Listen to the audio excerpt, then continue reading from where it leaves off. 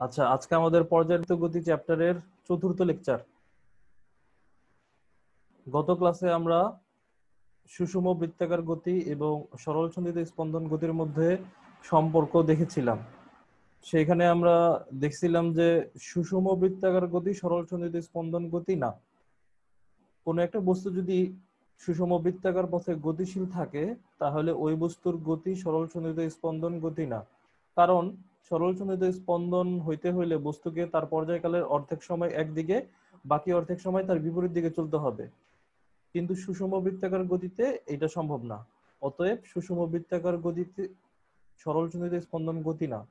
তবে সুষম বৃত্তাকার গতি এবং সরল সন্ধিত স্পন্দন গতির মধ্যে একটা সম্পর্ক বিদ্যমান।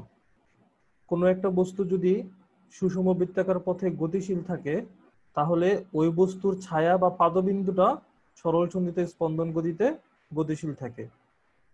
তাহলে সুষম বৃত্তাকার গতি সরল সন্ধিত স্পন্দন গতি না হইলেও তার সাথে রিলেটেড একটা সরল সন্ধিত স্পন্দন গতি আছে। কোন একটা বস্তু যদি সুষম বৃত্তাকার পথে গতিশীল থাকে তাহলে সেই বস্তুর ছায়া বা পাদবিন্দুটা সরল সন্ধিত স্পন্দন গতিতে গতিশীল থাকবে। আমরা আজকে আলোচনা করব সরল সন্ধিত স্পন্দন গতির ক্ষেত্রে সরণ, বেগ ও ত্বরণের রাশিমালা বা সরল সন্ধিত স্পন্দন গতির ক্ষেত্রে সরণ, বেগ ও ত্বরণের সাথে সময়ের সম্পর্ক। আমরা অলরেডি সরল সন্ধিত স্পন্দন গতির ক্ষেত্রে সরণ এবং বেগের রাশিমালা আলোচনা করেছি। আমরা দেখেছি যে সরল সন্ধিত স্পন্দন গতির ক্ষেত্রে সরণের রাশিমালা বা সরণ এবং সময়ের মধ্যে সম্পর্ক হচ্ছে x = a sin omega t plus delta, যেখানে x হচ্ছে সরণ, a হচ্ছে বিস্তার, আর ওমেগা টি প্লাস ডেল্টা এ পুরো রাশিটাকে আমরা বলতাম দশা, এবং শুধুমাত্র ডেল্টা এটাকে বলা হয় আদি দশা। দশা আদি দশা সম্পর্কে আমরা আজকে বিস্তারিত জানবো ইনশাল্লাহ। আমাদের যে সরণটা ছিল সেই সরণটাকে অন্তরীকরণ করে আমরা পেয়েছিলাম বেগ। বেগ হচ্ছে সময় সাপেক্ষে সরণের অন্তরীকরণ। সুতরাং সরণকে অন্তরীকরণ করে পেয়েছিলাম আমরা বেগ। সেই বেগ ভি সমান ওমেগা এ cause omega t plus delta. আজকে আমরা আলোচনা করব সরল সন্ধিত স্পন্দন গতির ক্ষেত্রে ত্বরণের রাশিমালা। আমরা জানি যে ত্বরণ a = ddt of v, বা ত্বরণ হচ্ছে সময় সাপেক্ষে বেগের অন্তরীকরণ। আমরা তো অলরেডি বেগের রাশিমালা জানি। এখন যদি আমরা এই বেগের রাশিমালাটাকে অন্তরীকরণ করি সময় সাপেক্ষে তাহলে আমরা পেয়ে যাব ত্বরণের রাশিমালা। তাহলে আমরা বসাই এই ভি এর বদলে ওমেগা এ cause omega t plus delta টি বসাই দিব। তাহলে আমাদের থাকলো a = ddt of omega A cause omega t plus delta. অর্থাৎ আমাদেরকে সময়ের সাপেক্ষে ওমেগা এ cause omega t plus delta এই রাশিটাকে অন্তরীকরণ করতে হবে। এইখানে দেখো ওমেগা এবং এ এই দুইটা হচ্ছে ধ্রুবক, অতএব এই দুইটা অন্তরীকরণ চিহ্নের বাইরে এসে পড়লো। আর আমরা জানি যে cos থিটার অন্তরীকরণ হচ্ছে কি মাইনাস সাইন থিটা। তাহলে cos omega t plus delta এটার অন্তরীকরণ হবে কি minus sine omega t plus delta. এখন ওমেগা টি প্লাস ডেল্টা এই পুরো রাশিটাকে আমরা থিটা হিসেবে ধরে নিছিলাম। যেহেতু পুরোটাকে আমরা থিটা হিসেবে ধরে নিছিলাম সেহেতু এই রাশিটাকে আমাদেরকে আবার অন্তরীকরণ করতে হবে এবং সেই অন্তরীকরণের ফলাফলটাকে আমাদের পূর্বের অন্তরীকরণের ফলাফলের সাথে গুণ করতে হবে। এটা হচ্ছে চেইন রুল আর কি। তোমরা যদি ডিফারেন্সিয়েশন করে থাকো সেখান থেকে এটা জানার কথা। তাহলে এই ওমেগা টি প্লাস ডেল্টা এটার অন্তরীকরণ করলে আসবে ওমেগা, তাই আমরা এই মাইনাস ওমেগা এ সাইন ওমেগা টি প্লাস ডেল্টার সাথে ওমেগাটা গুণ করে দিছি। তাহলে দেখো আমাদের আলটিমেটলি ত্বরণের রাশিমালা আসলো এই ওমেগা আর এই ওমেগা গুণ হয়ে গেল, গুণ হয়ে হলো ওমেগা স্কয়ার। তাহলে আমাদের আলটিমেটলি ত্বরণের রাশিমালা আসলো a = minus omega square A sine omega t plus delta. এটাই হচ্ছে সরল সন্ধিত স্পন্দন গতির ক্ষেত্রে ত্বরণের রাশিমালা বা সরল সন্ধিত স্পন্দন গতির ক্ষেত্রে ত্বরণ এবং সময়ের মধ্যে সম্পর্ক। একটা জিনিস এখানে সবাই খেয়াল করো যে a sin omega t plus delta এটা কিন্তু ছিল আমাদের সরণ বা এক্স। তাহলে আমরা a sine omega t plus delta এর বদলে এক্স বসাইতে পারি।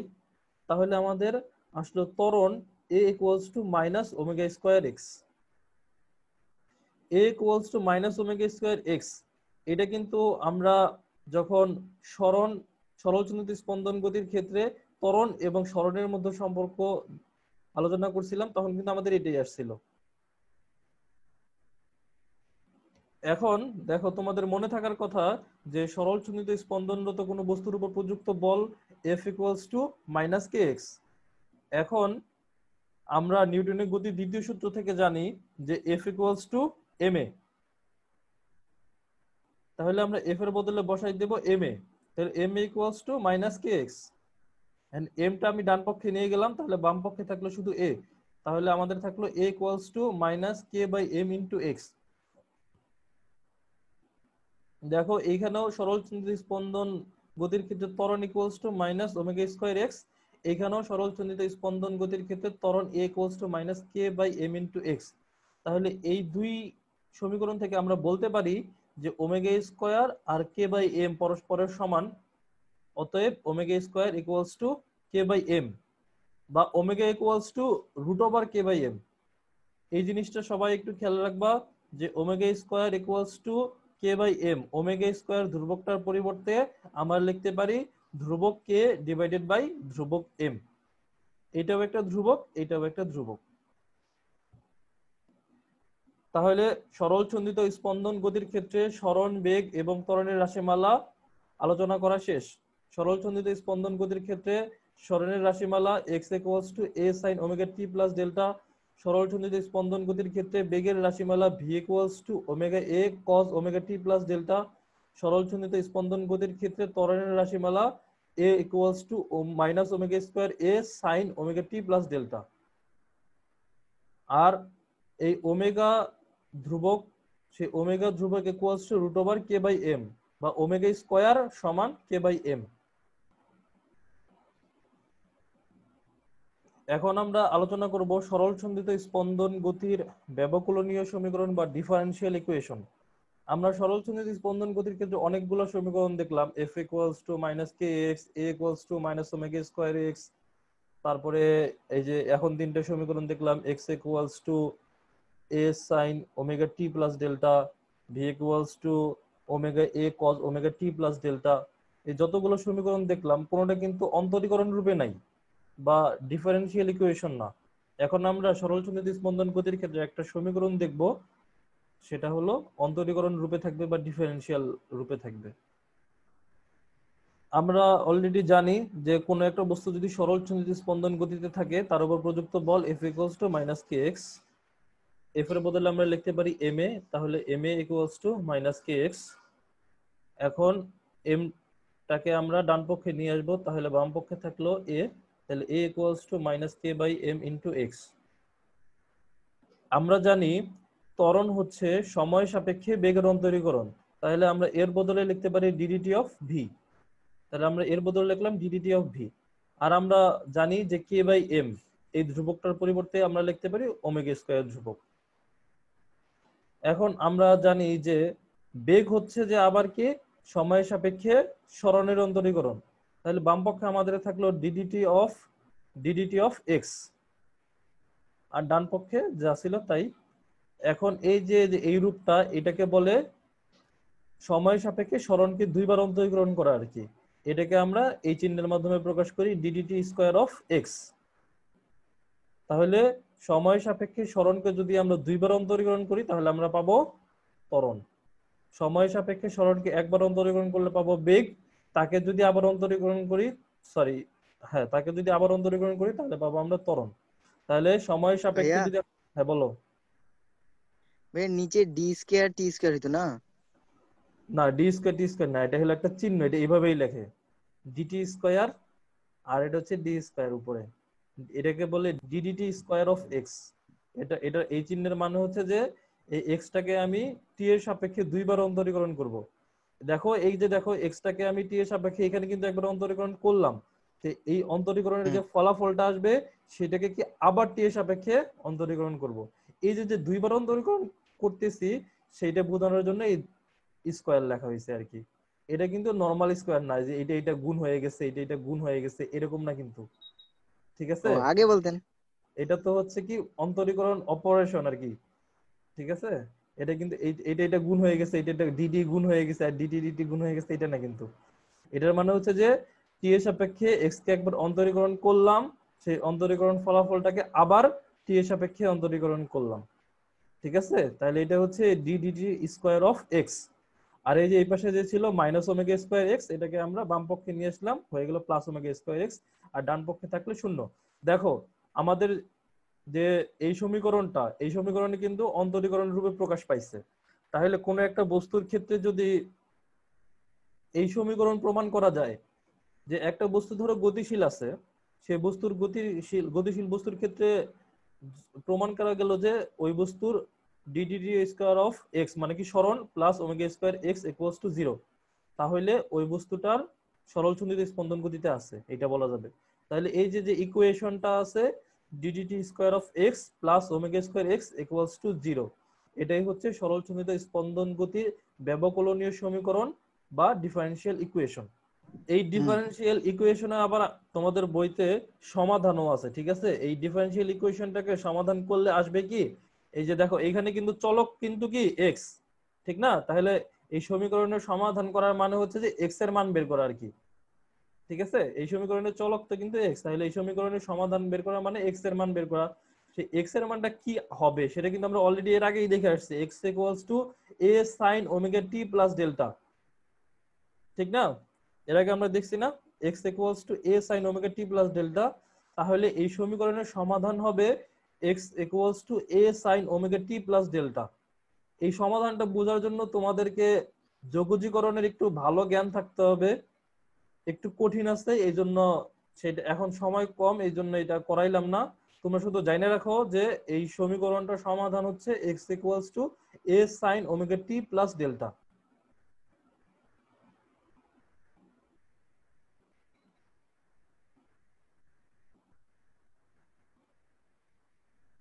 এখন আমরা সরল সন্ধিত স্পন্দন গতির ক্ষেত্রে সরল সন্ধিত স্পন্দন গতির সাথে রিলেটেড কয়েকটা রাশি দেখব। ঠিক আছে, প্রথমে আমরা দেখব পর্যায়কাল বা টাইম পিরিয়ড সম্পর্কে। পর্যায়কাল বা টাইম পিরিয়ড সম্পর্কে আমরা অলরেডি কিছুটা আলোচনা করছি, এখানে আমরা আরো বিস্তারিত আলোচনা করব।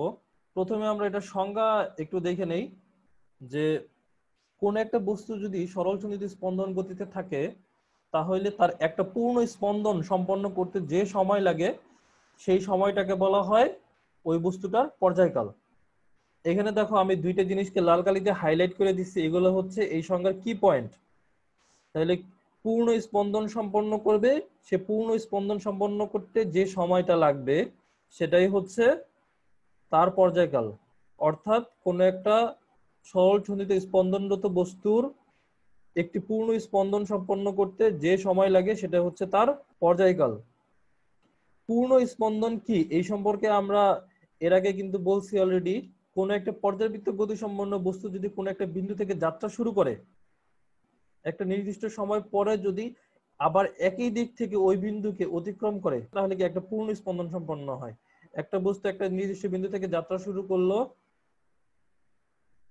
আবার একটা নির্দিষ্ট সময় পরে একই দিক থেকে আবার ওই বিন্দুকে অতিক্রম করলো, তাহলে একটা পূর্ণ স্পন্দন সম্পন্ন হইলো। যখন আমরা ওই যে পর্যায়বৃত্ত গতি স্পন্দন গতি পড়ছিলাম তখন কিন্তু এই পূর্ণ স্পন্দন পর্যায়কাল কম্পাঙ্ক এই সংজ্ঞাগুলো একবার দেখছিলাম, সবার মনে থাকার কথা। তাহলে পর্যায়কালে আরেকটা সংজ্ঞা দেওয়া যায়, সেটা কি যে যদি কোনো সরল সন্ধিত স্পন্দনরত বস্তু একটি বিন্দু থেকে যাত্রা শুরু করে, আবার যদি নির্দিষ্ট সময় পরে একই দিক থেকে ওই বিন্দুকে অতিক্রম করে, ওই যে নির্দিষ্ট সময়টা পর ওই বিন্দুটাকে অতিক্রম করলো সেই নির্দিষ্ট সময়টাকে বলা হয় তার পর্যায়কাল। তাহলে সরল সন্ধিত স্পন্দনরত কোনো বস্তু যদি একটি বিন্দু থেকে যাত্রা শুরু করে নির্দিষ্ট সময় পর আবার একই দিক থেকে ওই বিন্দুতে ফিরে আসে, তাহলে ওই যে যে নির্দিষ্ট সময় পরে ওই বিন্দুতে ফিরে আসলো সেই নির্দিষ্ট সময়টাকে বলা হয় পর্যায়কাল। পর্যায়কালের আরেকটা সংজ্ঞা দেওয়া যায় যে যে নির্দিষ্ট সময় পর পর সরল ছন্দিত স্পন্দনরত কোনো বস্তুর গতীয় অবস্থার পুনরাবৃত্তি হয়। দেখো এইখানে যে এই যে পুরো কথাটা, একটি বিন্দু থেকে যাত্রা শুরু করে নির্দিষ্ট সময় পর একই দিক থেকে ওই বিন্দুতে ফিরে আসা, এই পুরো কথাটার মানে হচ্ছে যে বস্তুর গতীয় অবস্থার পুনরাবৃত্তি হওয়া। ঠিক আছে, এই সংজ্ঞা কিন্তু মোটামুটি একই আর কি আসলে, কিন্তু এই কথাটা আর এই কথাটা ওই কি কথার ধরনটা আর কি আলাদা। আমরা যখন পর্যাবৃত্ত গতি, স্পন্দন গতি আলোচনা করতেছিলাম তখন কিন্তু আমরা এই জিনিসটা বারবার দেখাইছিলাম তোমাদেরকে, যে একই দিক থেকে অতিক্রম করা আর বস্তুর গতি অবস্থা পুনরাবৃত্তি হওয়া কিন্তু একই কথা আর কি। তাহলে যে নির্দিষ্ট সময় পর পর সরল ছন্দিত স্পন্দনরত কোনো বস্তুর গতি অবস্থার পুনরাবৃত্তি হবে সেটা হচ্ছে তার পর্যায়কাল। এখন কথা হলো যে বস্তুর গতি অবস্থা বলতে আমরা কি বুঝি? কোন একজন ব্যক্তির মানসিক অবস্থা বলতে আমরা বুঝি কি, ব্যক্তির মন ভালো নাকি খারাপ, সে কি সুখে আছে না দুঃখে আছে, ঠিক না? সেরকম একটা বস্তু যদি গতিশীল থাকে তাহলে তার গতির একটা অবস্থা আছে, সেই গতি অবস্থা বুঝি আমরা বস্তুর সরণ, বেগ, ত্বরণ এইগুলা দ্বারা। ঠিক আছে, তাহলে একটা বস্তু যদি গতিশীল থাকে তার সরণ, বেগ ও ত্বরণ দ্বারা বুঝি আমরা গতি অবস্থা। তাহলে পর্যায়কালের আরেকটা সংজ্ঞা বলা যেতে পারে যে কোন একটা সরল ছন্দিত স্পন্দনরত কোনো বস্তু যে সময় পরে তার সরণ, বেগ ও ত্বরণ একই হবে সেই সময়টাকে বলা হইতেছে পর্যায়কাল। তাহলে ধরো একটা বস্তু যাত্রা শুরু করলো একটা নির্দিষ্ট সময়ে, তার থেকে যদি আমি পর্যায়কাল পরে যে একটা পর্যায়কালের যে সময়টা সেই সময় পরে বস্তুর আবার সরণ মাপি, বেগ মাপি, ত্বরণ মাপি, তাহলে এই পর্যায়কালের আগে যেটা ছিল এখন কি সেটাই থাকবে। আমরা উদাহরণ সহ একটু পরে দেখব। পর্যায়কালের ক্ষেত্রে পর্যায়কালকে আমরা বড় হাতের টি দ্বারা প্রকাশ করি। T equals to twice pi by omega. Omega হচ্ছে কৌণিক, ওমেগাকে বলে কৌণিক কম্পাঙ্ক। এখন এটা কিভাবে আসলো সেটা আমরা একটু দেখি। তোমাদের মনে থাকার কথা যে কোনো একটা বস্তু আমরা ধরে নিলাম, একটা বস্তু ওমেগা সুষম বৃত্তাকার গতিতে গতিশীল। তাহলে বস্তুটা যেহেতু সুষম বৃত্তাকার গতিতে গতিশীল, সেহেতু এই বস্তুর সাথে রিলেটেড যে তার ছায়া বা পাদবিন্দু সেটা সরল ছন্দিত স্পন্দন গতিতে গতিশীল। তাহলে দেখো বস্তুটা ধরলাম এইখান থেকে যাত্রা শুরু করলো, সে ওমেগা সুষম কৌণিক বেগে ঘুরে আবার এই বিন্দুতে ফিরে আসলো। তাহলে বস্তুটা এইখান থেকে যাত্রা শুরু করে আবার এই বিন্দুতে ফিরে আসতে যে সময় লাগবে সেটা হচ্ছে যে এই বস্তুর পর্যায়কাল। তাহলে এই বস্তুর পর্যায়কাল যদি আমরা টি ধরি তাহলে আচ্ছা একটা জিনিস তোমাদের মনে থাকার কথা, সরণ সমান সমান বেগ ইনটু সময়। একটা বস্তু যদি সুষম গতিতে চলে তাহলে তার সরণ সমান সমান বেগ ইনটু সময়। তাহলে দেখো এই বস্তুটা যেহেতু বৃত্তাকার গতিতে গতিশীল, তাহলে আমরা বলতে পারি এই বস্তুর কৌণিক সরণ সমান সমান এই বস্তুর কৌণিক বেগ ইনটু সময়। তাহলে এই বস্তু যদি এখান থেকে যাত্রা শুরু করে আবার এখানে ফিরে আসে, এর কৌণিক সরণ কি হবে দেখো তো, 360 ডিগ্রি হবে কিন্তু, বা 2 পাই। তাহলে এই বস্তুর 2 পাই সরণ হইতে সময় লাগলো আমরা ধরলাম কি বড় হাতের টি সেকেন্ড। তাহলে আমরা বলতে পারি না 2 পাই ইকুয়ালস টু এই বস্তুর কৌণিক বেগ ওমেগা ইনটু বড় হাতের টি, অতএব T equals to 2 pi by omega. তাহলে আমরা দেখলাম যে কোন একটা বস্তু যদি সুষম বৃত্তাকার গতিতে গতিশীল থাকে তার পর্যায়কাল হচ্ছে T equals to 2 pi by omega. এইটুক সবাই বুঝতে পারছো? এটা কিন্তু বৃত্তাকার গতি আলোচনা করার সময় এটা বলছিলাম। সোহাগ জি ভাইয়া, মনে আছে? হ্যাঁ আগে তো পড়াইছিলেন মনে হয়। হুম, যে দেখো সুষম বৃত্তাকার গতি যখন আলোচনা করছিলাম তখন কিন্তু আমরা এটা দেখছিলাম যে কোন একটা বস্তু যদি সুষম বৃত্তাকার গতিতে থাকে তারও কিন্তু একটা পর্যায়কাল আছে। বস্তুটা যেখান থেকে যাত্রা শুরু করলো সেইখানে যদি আবার ফিরে আসে যে সময় পরে সেটা হচ্ছে তার পর্যায়কাল। এখানে দেখলাম যে সুষম বৃত্তাকার গতি পথে গতিশীল বস্তুর পর্যায়কাল টি হচ্ছে 2 পাই বাই ওমেগা। তাহলে আমাদের যে সরল ছন্দিত স্পন্দনরত কণা আছে বা তার ছায়া, আচ্ছা দেখো বস্তু যদি এখান থেকে যাত্রা শুরু করলো তখন তার ছায়াটা যাত্রা শুরু করলো কোন জায়গা থেকে? এই জায়গা থেকে। বস্তু এখান থেকে যাত্রা শুরু করে এইভাবে ঘুরে যখন এইখানে ফিরে আসলো, তখন এই ছায়াটা কিন্তু এইখান থেকে এইখানে গেল, আবার এইদিকে গেল, আবার একই দিক থেকে এই বিন্দুতে ফিরে আসলো। অর্থাৎ সুষম বৃত্তাকার পথে গতিশীল একটা বস্তু যে সময়ে একটি পূর্ণ চক্র সম্পন্ন করে, সরলচ্ছুন্নিত স্পন্দনরত সেই তার ছায়াটা একই সময়ে কিন্তু একটি পূর্ণ স্পন্দন সম্পন্ন করে। তাহলে এটার যে পর্যায়কাল, এটার পর্যায়কাল একই হবে। তাহলে এই বস্তুর পর্যায়কাল টি যদি হয় 2π/ω, তাহলে এই যে তার যে ছায়াটা ছিল তারও পর্যায়কাল হবে টি = 2π/ω। ঠিক আছে, বোঝা গেল জিনিসটা সবার? সোহাগ বুঝতে পারছো? জি ভাইয়া। সরলচ্ছুন্নিত স্পন্দন গতির ক্ষেত্রে পর্যায়কাল টি = 2π/ω। এই যে ওমেগাটা, এই ওমেগাটা কি ছিল দেখো তো? আমাদের যে বস্তুটা সুষম বৃত্তাকার গতিতে ছিল তার কৌণিক বেগ। ঠিক আছে, তাহলে সুষম বৃত্তাকার গতির ক্ষেত্রে পর্যায়কাল হচ্ছে টি = 2π/ω, আর সরলচ্ছুন্নিত স্পন্দন গতির ক্ষেত্রে পর্যায়কাল টি হচ্ছে 2π/ω। কারণ এই সুষম বৃত্তাকার পথে গতিশীল বস্তুটা যে পর্যায়কাল, তার যে ছায়া, তার পর্যায়কাল একই। আচ্ছা, এখন দেখো সময়ের একক আমরা জানি সেকেন্ড, অতএব পর্যায়কালের এককও হবে সেকেন্ড। তো আচ্ছা, আমরা এখানে যে বলছিলাম যে পর্যায়কালে যে সময়টা আছে সেই সময় পর পর বস্তুর সরণ, বেগ, ত্বরণ একই হবে, সেটা আমরা একটু দেখবো এখন। ঠিক আছে, প্রথমে আমরা সরণের ক্ষেত্রে দেখি। আমরা জানি সরলচ্ছুন্নিত স্পন্দনের ক্ষেত্রে সরণ x = a sin ωt + delta. তাহলে আমরা টি একবার 0 বসাবো আর একবার 2π/ω বসাবো। তাহলে আমরা যে সময়ের যে পার্থক্যটা সেটা থাকলো কি 2π/ω, অর্থাৎ 2π/ω পরে তার বেগটা কি একই হইতেছে কিনা সেটা আমরা দেখব। ঠিক আছে, প্রথমে আমরা টি 0 বসাই, সেটা তখন দেখি কত আসে। তাহলে টি এর জায়গায় আমরা বসাইলাম 0, অর্থাৎ যখন আমরা সময় গণনা শুরু করলাম তখন। তাহলে ω × 0, এখানে দেখলে 0 + ডেল্টা থাকলো কি শুধু ডেল্টা। তাহলে কি a sin ডেল্টা। এটা হচ্ছে কি টি সময়, টি = 0 সময়ে সরলচ্ছুন্নিত স্পন্দনরত বস্তুর সরণ। এখন টি এর জায়গায় আমরা বসাবো 2π/ω, কারণ 0 সময়ের 2π/ω পরে কত সরণ সেটা আমরা দেখব। তাহলে টি এখন আমরা বসালাম 2π/ω। দেখো এখানে ওমেগা কাটাকাটি যায়, তাহলে ভিতরে থাকলো 2π + থিটা। আমরা জানি sin 2π + থিটা = sin থিটা। তাহলে এখানে কি থাকলো? a sin delta.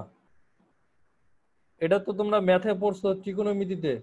sin 2π + theta বা sin 360° + থিটা, এটা কিন্তু 2π + থিটা বা sin 360° + থিটা, এটা কিন্তু প্লাস sin থিটা থাকে। তাহলে আমাদের এখানে থাকলো a sin ডেল্টা। তাহলে আমরা দেখতেছি যে 2π/ω সময় ব্যবধানে বস্তুর সরণ একই। তাহলে শুধু সরণ একই থাকলো, আমরা কিন্তু তাহলে বলে দিতে পারবো না যে বস্তুটা এই সময়টাই পর্যায়কাল, কারণ আমাদেরকে এর বেগও একই থাকতে হবে, ত্বরণও একই থাকতে হবে এই সময় ব্যবধানে। তাহলে আমরা বেগটা দেখি। আমরা জানি বেগ = ω/a cos ωt + ডেল্টা। আচ্ছা, এখন দেখো যে আমরা দেখবো যে 2π/ω সময় পরে বস্তুর বেগও কি একই হইতেছে কিনা। প্রথমে আমরা বেগ টি = 0 সময় বেগ বের করি। দেখো টি = 0 সময় বেগ, তাহলে টি এর জায়গায় আমরা কত বসাইলাম? 0 বসাইলাম। তাহলে আমাদের আসলো কি, দেখো এখানে থাকলো কি শুধু ডেল্টা থাকলো। আমরা জানি তাহলে পুরোটা কি থাকলো? ω/a cos delta. তাহলে টি = 0 সময় আমাদের বেগ আসলো ω/a cos ডেল্টা। এখন টি = 2π/ω আমরা বসাবো। তাহলে সময়ের জায়গায় টি এর জায়গায় বসালাম 2π/ω, অতএব v = ω/a cos ω × 2π/ω ডেল্টা। দেখো ω কাটা গেল, এখানে থাকলো কি শুধুমাত্র 2π। আমরা জানি cos 2π + ডেল্টা হচ্ছে কি প্লাস cos থিটা। এটাও সেই ত্রিকোণমিতির থেকে আমরা জানি তাহলে cos 2 পাই প্লাস ডেল্টা বা cos 360 degree plus delta equals to কি cos ডেল্টা। তাহলে আমাদের ভি হলো ওমেগা এ cos ডেল্টা। তাহলে দেখো টি ইকুয়ালস টু 0 সময়ে যে বেগ ছিল T equals to 2 pi by omega সময় একই বেগ। একইভাবে যদি আমরা ত্বরণের হিসাব করি তাহলে টি ইকুয়ালস টু 0 সময় যে ত্বরণ পাবো T equals to 2 pi by omega সময়ে একই ত্বরণ পাবো। তাহলে দেখা যাইতেছে যে 2 পাই বাই ওমেগা এই যে সময়টা, এই সময়টা পর পর বস্তুর বেগ সরণ যা ছিল তা আবার পুনরাবৃত্তি হইলো, বেগ যা ছিল তার আবার পুনরাবৃত্তি হইলো, ত্বরণ যা ছিল তারও আবার পুনরাবৃত্তি হইলো। অর্থাৎ দেখা যাইতেছে বস্তুর সম্পূর্ণ গতি অবস্থাটা আবার আগের মতো হয়ে গেছে। একটা বস্তুর সরণ, বেগ ও ত্বরণ দ্বারা আমরা বস্তুর গতি অবস্থাটা দেখি। তাহলে আমরা দেখতেছি যে 2 পাই বাই ওমেগা এই সময়টা পর পর বস্তুর সরণ, বেগ এবং ত্বরণ আগের মতো হইতেছে। তাহলে এই 2 পাই বাই ওমেগা এটাই হচ্ছে যে বস্তুর পর্যায়কাল।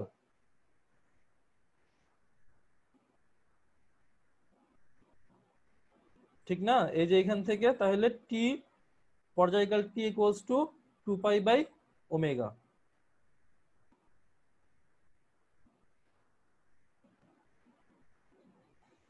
এখন আমরা আলোচনা করব কম্পাঙ্ক বা ফ্রিকোয়েন্সি সম্পর্কে। সরল সন্ধিত স্পন্দনরত কোনো বস্তু একক সময়ে যতগুলো পূর্ণ স্পন্দন সম্পন্ন করে তার সংখ্যাকে বলা হয় কম্পাঙ্ক।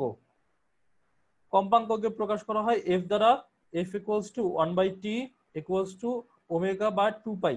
দেখো আমরা একটু আগে দেখলাম যে একটা পূর্ণ স্পন্দন সম্পন্ন করতে যে সময় লাগে সেই সময়টাকে বলা হয় পর্যায়কাল বা টি। তাহলে বলা যায় যে টি সময়ে সম্পন্ন করে একটি স্পন্দন, অতএব একক সময়ে সম্পন্ন করে 1/t স্পন্দন।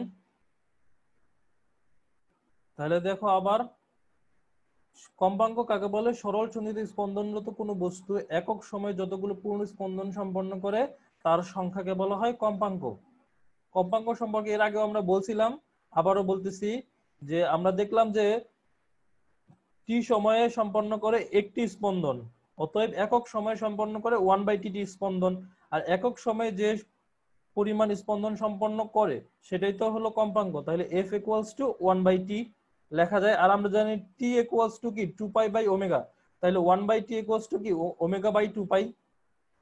এটা হচ্ছে কম্পাঙ্ক এবং পর্যায়কালের মধ্যে সম্পর্ক।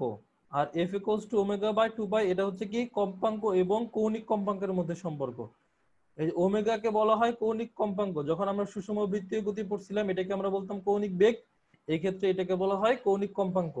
এই জিনিসটা একটু মনে রাখবা, কম্পাঙ্ক এবং কৌণিক কম্পাঙ্ক কিন্তু এক না। কম্পাঙ্ক equals to F equals to omega by 2 পাই।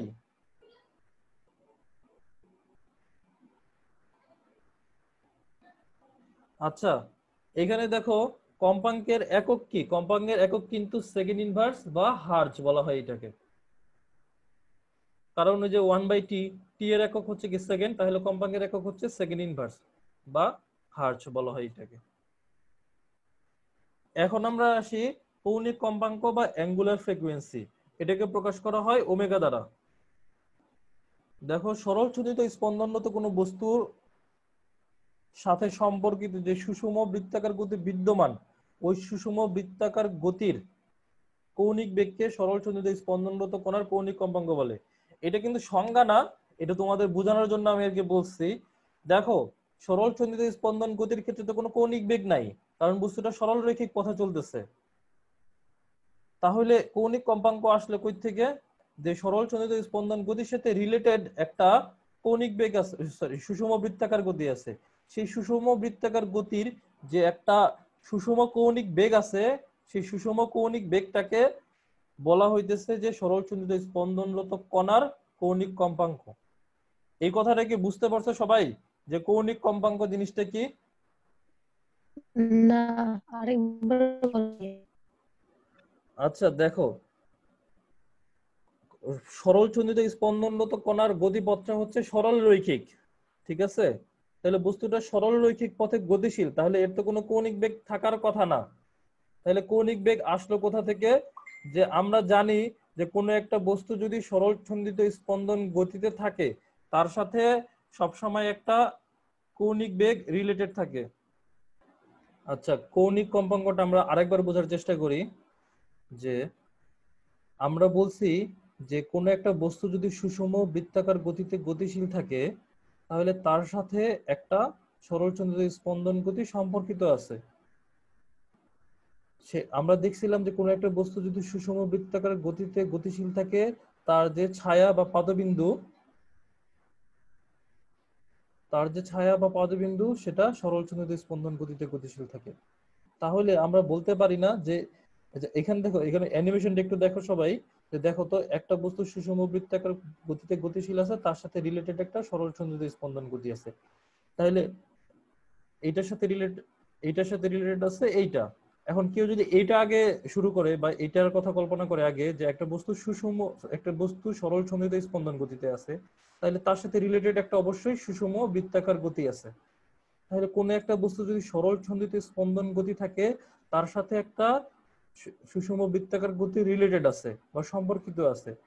এই সরল ছন্দিত স্পন্দনের সাথে যে সুষম বৃত্তাকার গতিটা সম্পর্কিত আছে তার যে কৌণিক বেগ, একটা কৌণিক বেগ, আর এই কৌণিক বেগটা কি সুষম বেগ, বেগের মানটা কি সবসময় একই থাকতেছে, সে কৌণিক বেগের মানটা একই থাকতেছে, এই জন্য এটাকে বলতেছে সুষম কৌণিক বেগ। তাহলে কোন একটা বস্তু যদি সরল ছন্দিত স্পন্দন গতিতে গতিশীল থাকে তার সাথে একটা সুষম কৌণিক বেগ বা সুষম বৃত্তাকার গতি রিলেটেড আছে, সেই সুষম বৃত্তাকার গতির যে কৌণিক বেগটা সেটাই হচ্ছে ওমেগা। এখন যখন আমরা সেই সুষম বৃত্তাকার গতি বলতেছি তখন ওইটাকে আমরা বলতেছি সুষম কৌণিক বেগ বা শুধু কৌণিক বেগ। কিন্তু যখন আমরা সেটা সরল ছন্দিত স্পন্দনরত বস্তুর ক্ষেত্রে ইউজ করব সেটাকে আমরা বলবো কৌণিক কম্পাঙ্ক। আমার কথাটা কি বুঝতে পারছো এখন সবাই? কৌণিক কম্পাঙ্ক জিনিসটা, কৌণিক বেগ আর কৌণিক কম্পাঙ্ক একই জিনিস। কৌণিক বেগ হচ্ছে বস্তু যখন সুষম বৃত্তাকার গতিতে থাকে, আর কৌণিক কম্পাঙ্ক হচ্ছে বস্তু যখন সরল ছন্দিত স্পন্দন গতিতে থাকে। সরল ছন্দিত স্পন্দন গতির তো কৌণিক বেগ নাই, তাহলে সেই কৌণিক বেগটা কোথা থেকে আসলো? সরল ছন্দিত স্পন্দনের সাথে একটা সুষম বৃত্তাকার গতি রিলেটেড আছে। এই যে রিলেটেড সুষম বৃত্তাকার গতি তার যে বেগ সেটাই হচ্ছে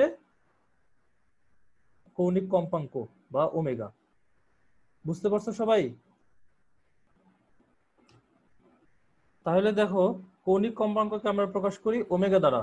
তাহলে ওমেগা ইকুয়ালস টু 2π/t, মনে আছে না? t ইকুয়ালস টু 2π/ওমেগা ছিল, অতএব ওমেগা ইকুয়ালস টু 2π/t।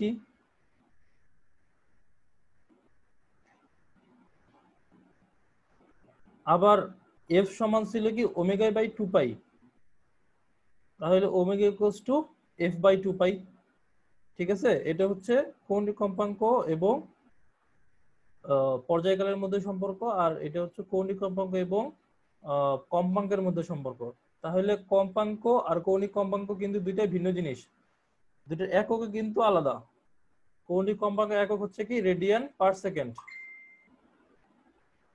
সবাই তাহলে আরেকবার শোনো মনোযোগ দিয়ে। দেখো, এই অ্যানিমেশনে আমরা এর আগেও দেখছিলাম, আবার একটু খেয়াল করো যে একটা বস্তু যদি সুষম বৃত্তাকার গতিতে গতিশীল থাকে তাহলে তার সাথে রিলেটেড একটা সরল ছন্দিত স্পন্দন গতি থাকে। ধরলাম একটা বস্তু ওমেগা সুষম কৌণিক বেগে গতিশীল আছে, তাহলে তার যে ছায়া বা পদবিন্দুর গতিটা আছে সেটা হচ্ছে সরল ছন্দিত স্পন্দন গতি। তাহলে আমরা প্রথমে কল্পনা করতেছি কোনটা, যে সুষম বৃত্তাকার গতি।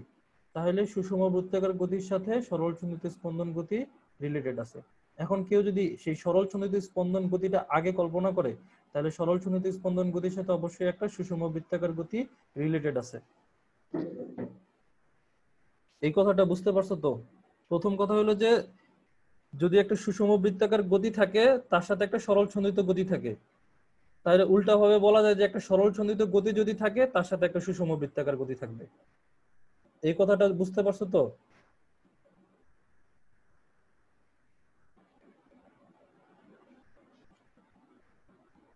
এই কথাটা বুঝতে পারলে বাকিটাও বুঝতে পারবো। দেখো, যে কোন একটা বস্তু যদি সুষম বৃত্তাকার গতিতে গতিশীল থাকে তার সাথে একটা সরল সন্নিহিত স্পন্দন গতি রিলেটেড থাকে। উল্টাভাবে বলা যায় যে কোন একটা বস্তু যদি সরল সন্নিহিত স্পন্দন গতিতে গতিশীল থাকে তার সাথে একটা সুষম বৃত্তাকার গতি রিলেটেড থাকে। তাহলে কোন একটা বস্তু যদি সরল সন্নিহিত স্পন্দন গতিতে গতিশীল থাকে তার সাথে যে একটা সুষম বৃত্তাকার গতি রিলেটেড আছে, তার একটা যে কৌণিক বেগ আছে, সেই কৌণিক বেগটাকে বলা হয় ওমেগা। এখন যখন আমরা এই সুষম বৃত্তাকার বস্তুর ক্ষেত্রে আমরা আলোচনা করব তখন আমরা এটাকে বলি কৌণিক বেগ বা সুষম কৌণিক বেগ। কারণ এই কৌণিক বেগের মানটা পরিবর্তিত হচ্ছে না, সবসময় একই থাকতেছে, এই কারণে এটাকে আমরা বলতেছি সুষম কৌণিক বেগ। কিন্তু যখন আমরা সরল সন্নিহিত স্পন্দন গতি আলোচনা করব তখন এটা তো আর কৌণিক বেগ নাই, কারণ এটা তো সরল পথে গতিশীল।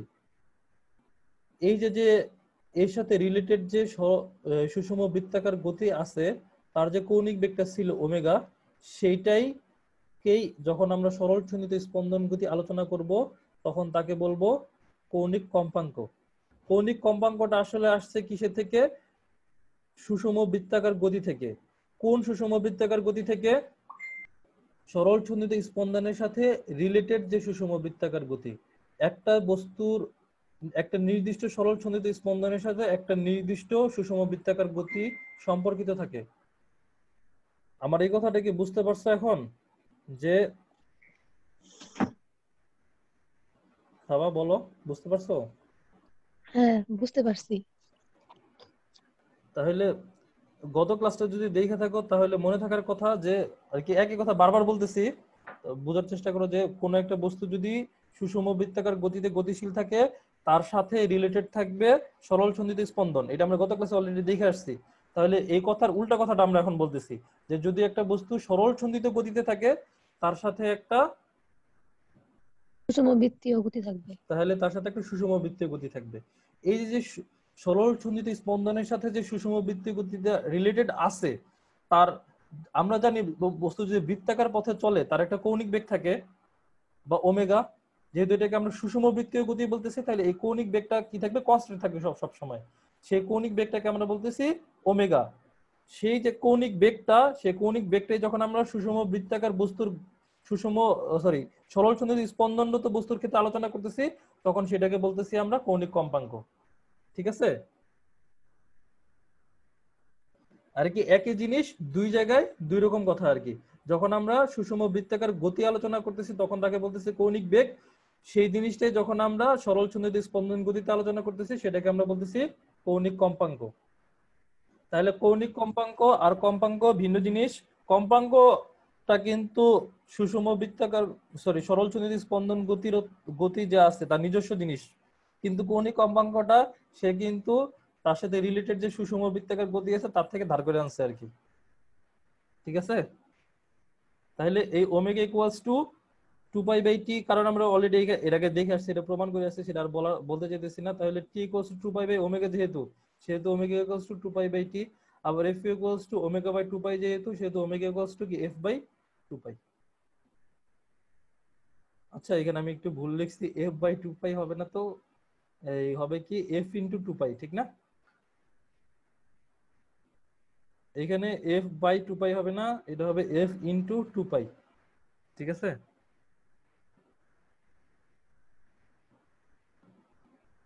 এটা একটু তোমরা কারেকশন করে নিও। এখন খুবই গুরুত্বপূর্ণ একটা জিনিস, দশা নিয়ে আমরা আলোচনা করব, দশা বা ফেজ। আচ্ছা, মনে করো যে বললো যে শিহাবের খুব দুর্দশা চলতেছে, এটা দ্বারা কি বোঝা যায়? শিহাব বলো তো। ভাই আমার এমনিতেই তো দুর্দশা চলতেছে, আপনি আমাকেই পাইলেন। এই জন্য তো বললাম। তাহলে ধরো, তাহলে দশা মানে অবস্থা, বোঝায় কি যে আসলে একটা অবস্থা যে তার দুর্দশা চলতেছে, তার মানে কি তার সবকিছু মিলে তার অবস্থাটাকে খারাপ, ঠিক না?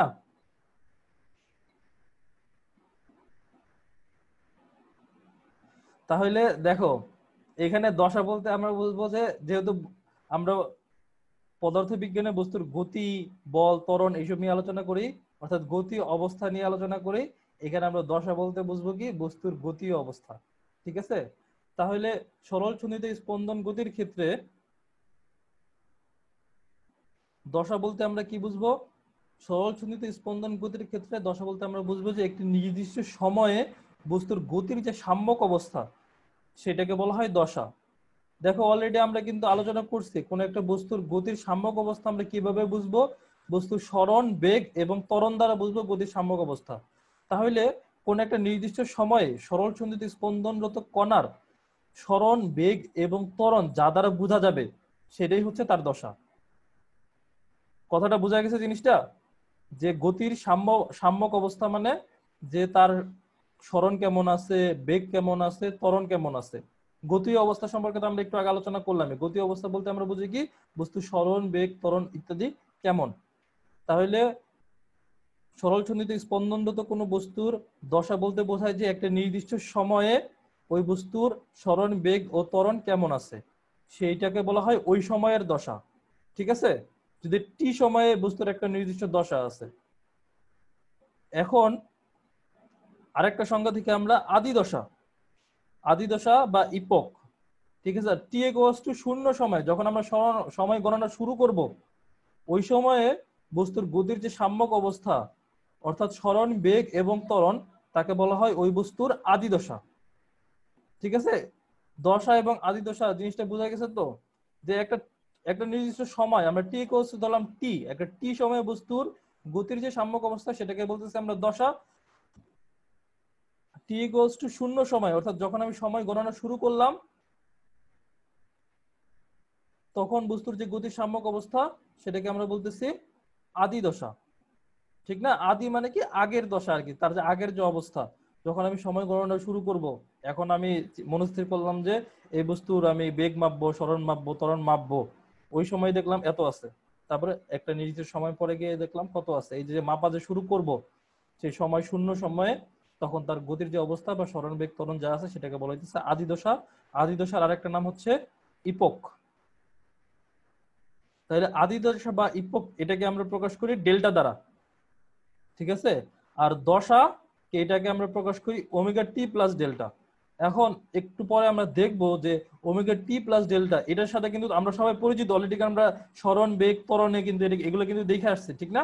Omega t plus delta, delta এগুলো কিন্তু আমরা অলরেডি সরণ, বেগ ও ত্বরণে দেখে আসছি। এটাকে কেন আমরা দশা বলতেছি একটু পরে দেখতেছি। তাহলে মনে রাখো আদি দশা বা ইপককে প্রকাশ করা হয় ডেল্টা দ্বারা আর দশাকে প্রকাশ করা হয় ওমেগা টি প্লাস ডেল্টা দ্বারা। আচ্ছা, এই চিত্রে দেখো সবাই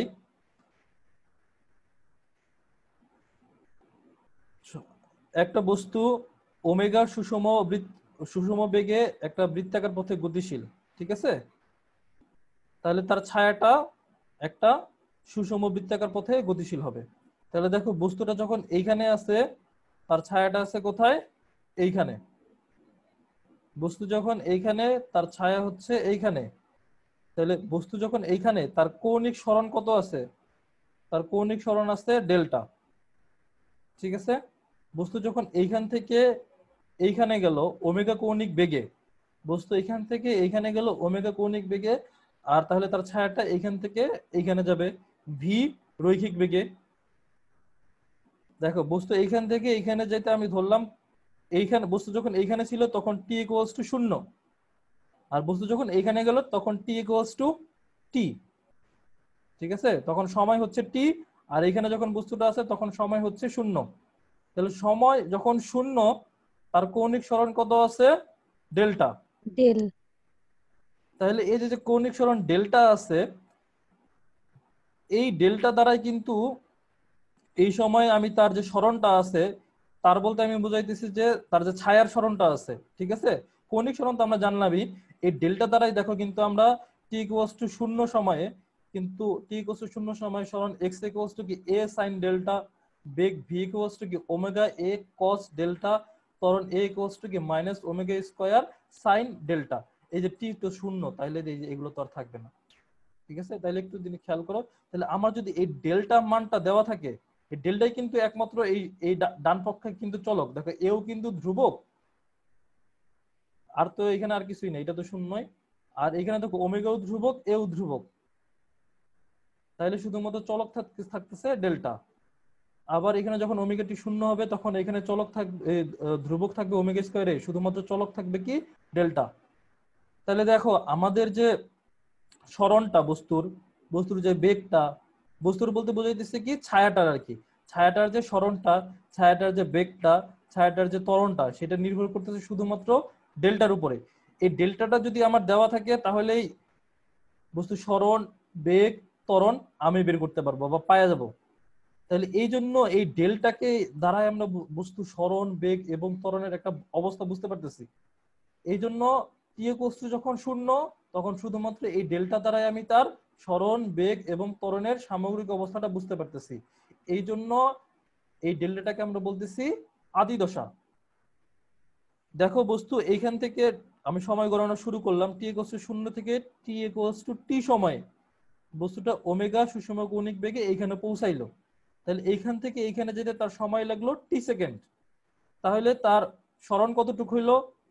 কৌণিক সরণ হলো ওমেগা টি এইটুকু, ওমেগা টি। প্লাস 10। তাহলে এইটুকু হলো কি তার কৌণিক সরণ, টি ইকুয়ালস টু 0 থেকে এইটুক। তাহলে তার মোট সরণ কত হইলো?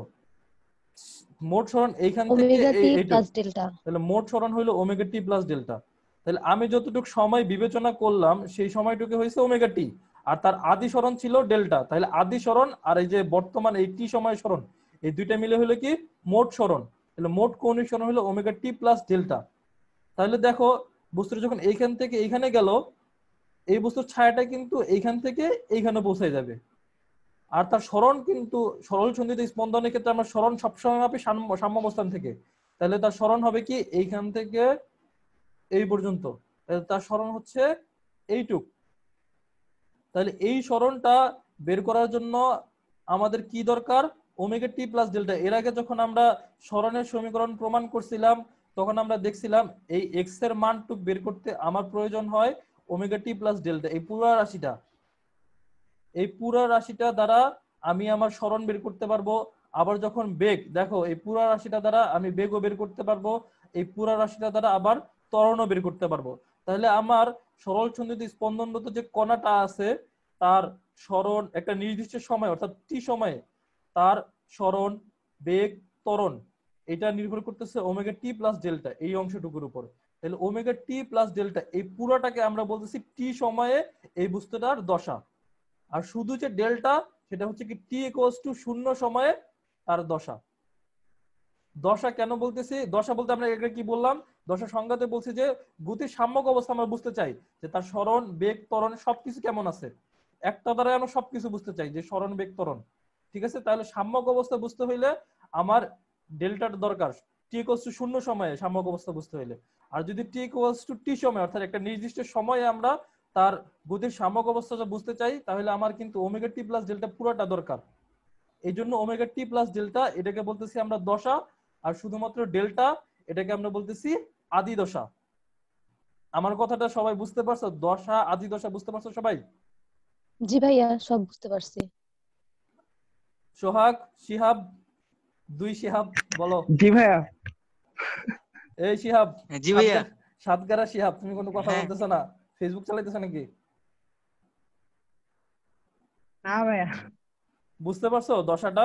এই আজকে কিন্তু রেকর্ডিং দিব না, যারা এখানে বুঝবো তারা এখান থেকে বুঝে যাও যে পরে দিব, কেউ ক্লাস করো না ঠিক মতো। বুঝতে পারছো তো দশা, আদি দশা জিনিসটা?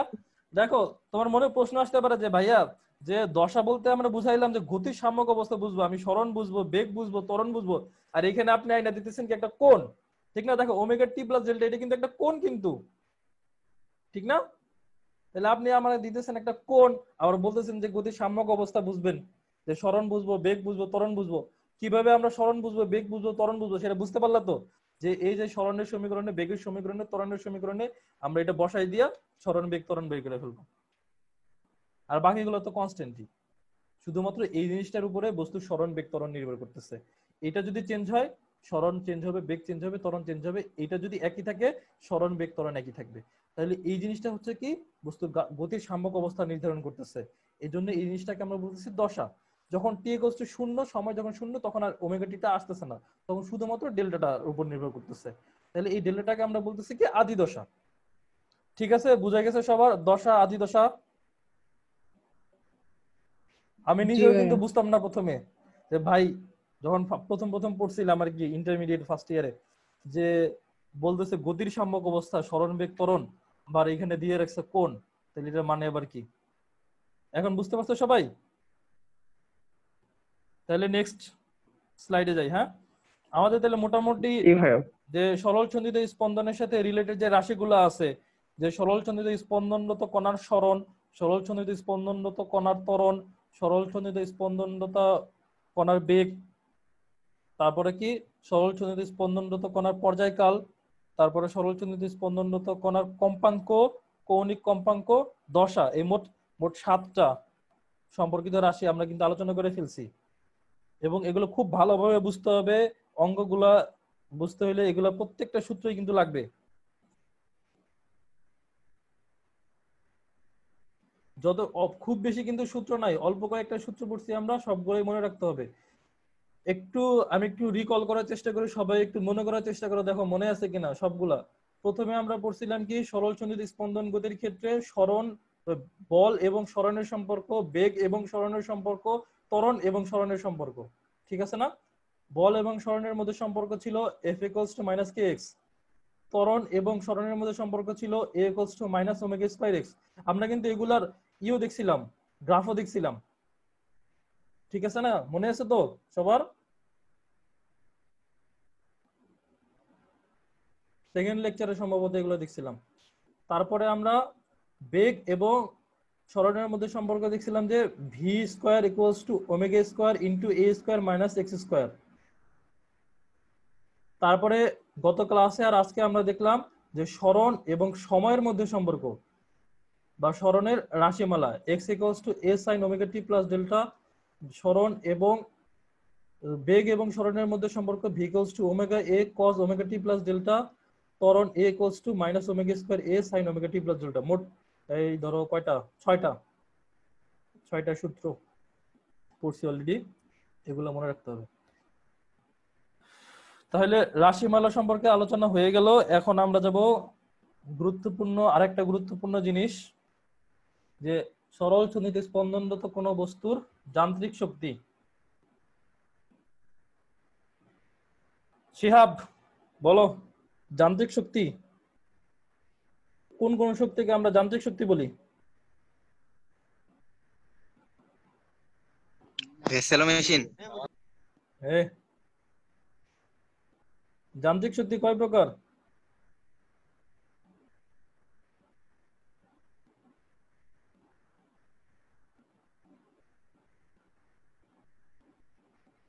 সাবা বলো তো। হ্যাঁ, যান্ত্রিক যান্ত্রিক 2 শক্তি প্রকার, গতিশক্তি, বিভব শক্তি।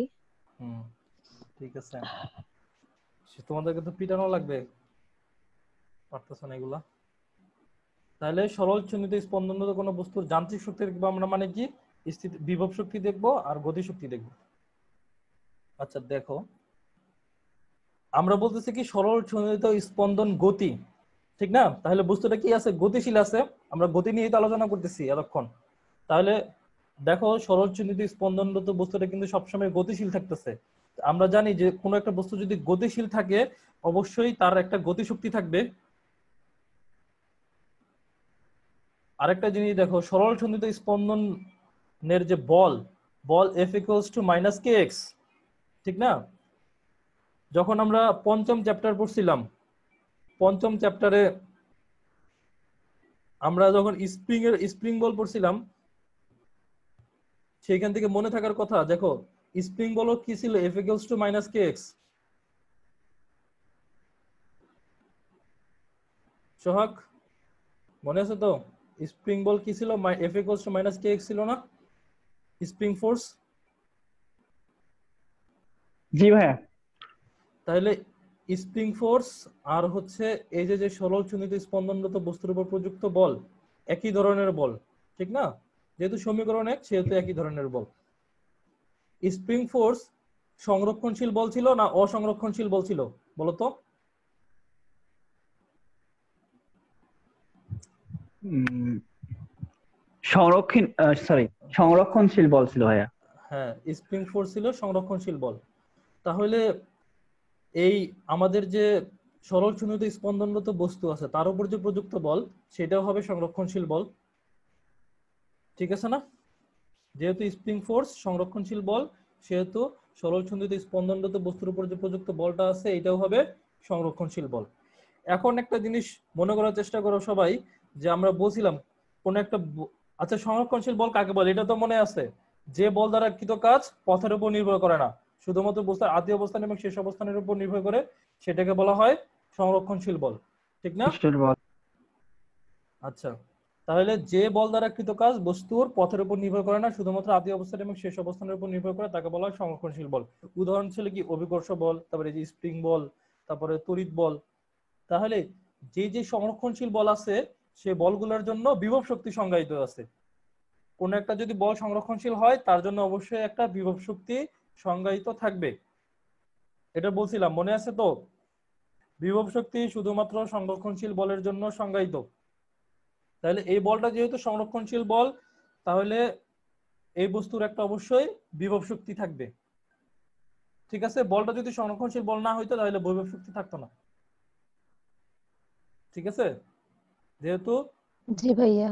বলটা সংরক্ষণশীল বল অতএব বিভব শক্তি থাকবে। তাহলে বস্তুটা যেহেতু গতিশীল তাহলে থাকবে গতি শক্তি, আর বস্তুর উপর প্রযুক্ত বলটা যেহেতু সংরক্ষণশীল বল তাহলে থাকবে কি বিভব শক্তি।